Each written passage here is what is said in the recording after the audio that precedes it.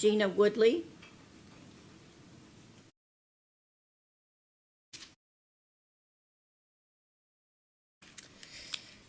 Good evening.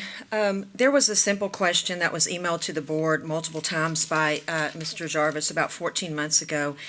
And that question was, what is your policy on how a teacher should respond to a student if they ask them a question pertaining to gender confusion? For example, if a boy says, I think I'm a girl, what should I do? Or vice versa. Or I'm confused about my gender, what do you recommend?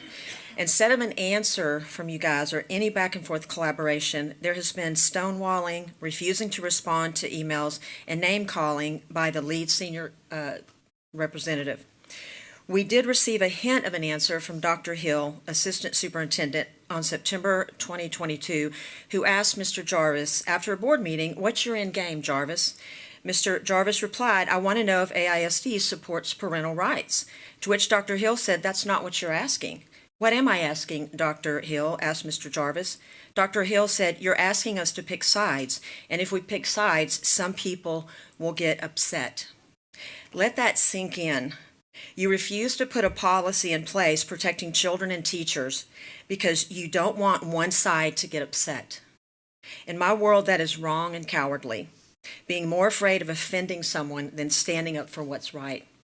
What you should do is pick the side that protects the students and the teachers. And how does it protect the teachers?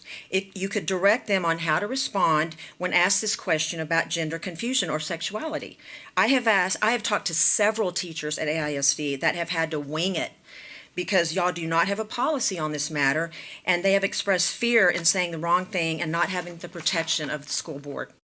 If a teacher supports transgenderism, how do you suppose they'll answer this child? They can answer it however they want now, giving their own personal bias.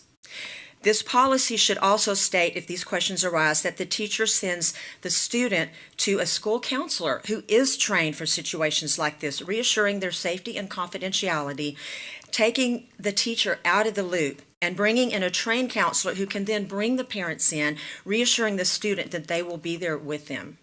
Until you fix this, how can parents trust you with their children and reelect you? Lastly, the senior legal counsel for AISD called myself and 6 other caring tax-paying citizens minions just for being at a meeting to support Mr. Jarvis on March 29th last year. Dr. Cavazos just sat there not admonishing this person for his immature name-calling, even after the second time that he called as minions. The board should publicly admonish this person and demand he give a public apology. I am also asking Dr. Smith, the new AISD superintendent, to replace this law firm with a legal firm that will treat parents professionally and respectfully, not calling them immature names, just for asking questions about the care of their children. For anyone wanting more information, please visit beginwithtruth.com. Thank you.